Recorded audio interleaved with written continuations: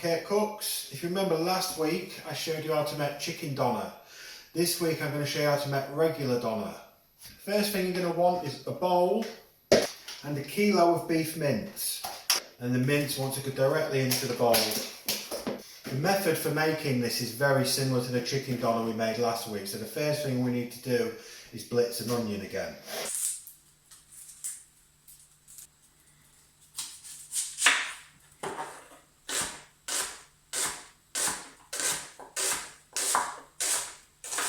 So once we've dropped our onion, that again wants to go into a jug.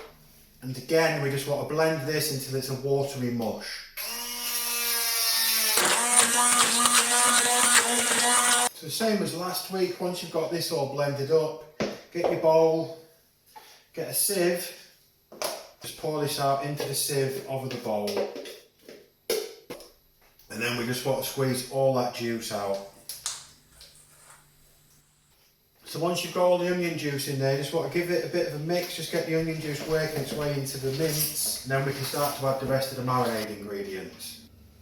So first up, we want 3 tablespoons of full fat Greek Yoghurt, 50 millilitres of milk, 1 tablespoon of tomato puree, and 1 teaspoon of chipotle paste.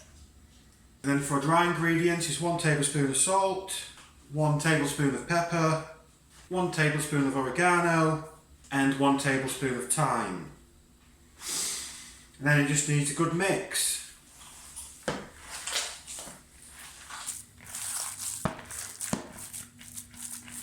And then we want to roll out a sheet of greaseproof paper.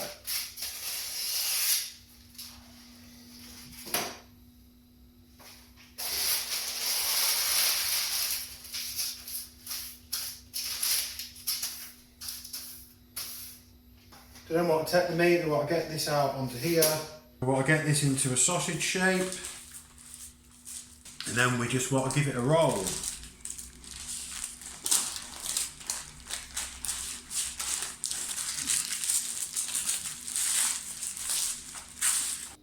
Okay, so once you've got that rolled up, that now wants to go in the fridge for a day, then in the freezer for 2 days. And once you finish freezing your doner, you'll have a block that looks like this. Same as last week, the greaseproof paper needs to come off, but before we do that, let's preheat the griddle.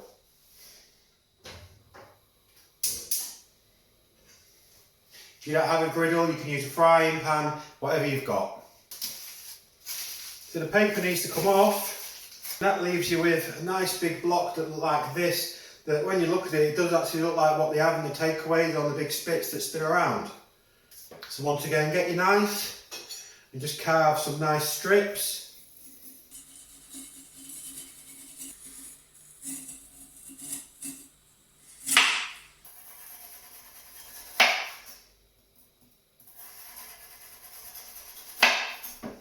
And I think that will do us. Once you've got as much as you need, I'd recommend just wrapping this back up in some greaseproof paper and popping it back in the freezer.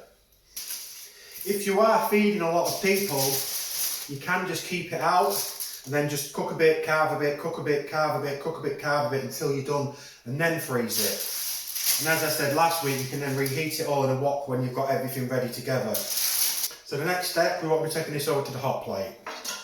So once your pan or your griddle or your hot plate, whatever you're using is heated up, you just want to get some butter and just give this a nice coating.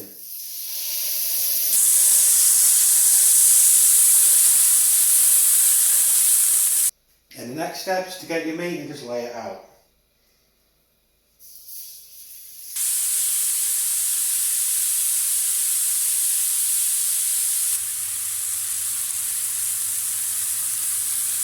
So after a little while, you're going to want to flip all of these.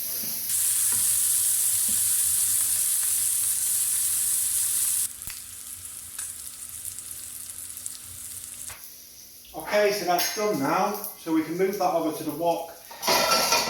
If you were going to be reheating this, you'd then just do the same again. I'm not doing that today, there'll be enough here for what I need. And that leaves us ready to put this together. I'm going with a Greek flatbread again. I'm just going to put that on the griddle just to warm it through. For my toppings again, as I said last week, I just like a bit of lettuce and a bit of red cabbage. So now we just want to put this together again. So let's take a bit of the salad mixture, a little drizzle of garlic sauce, and take some of the doner meat.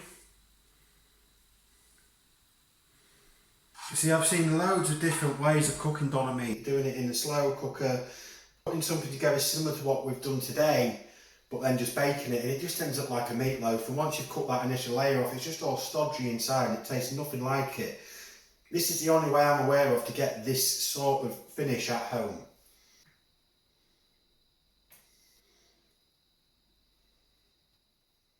And we do have a little bit left in there, so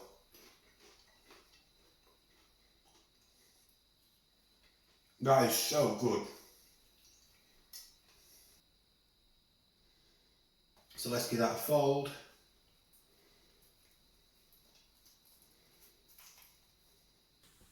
And as you can see, the doner meat, when you use this method, really does give it that authentic texture.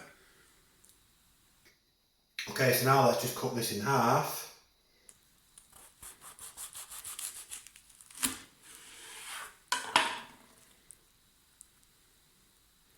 And look at that. So I guess now it's just a taste test.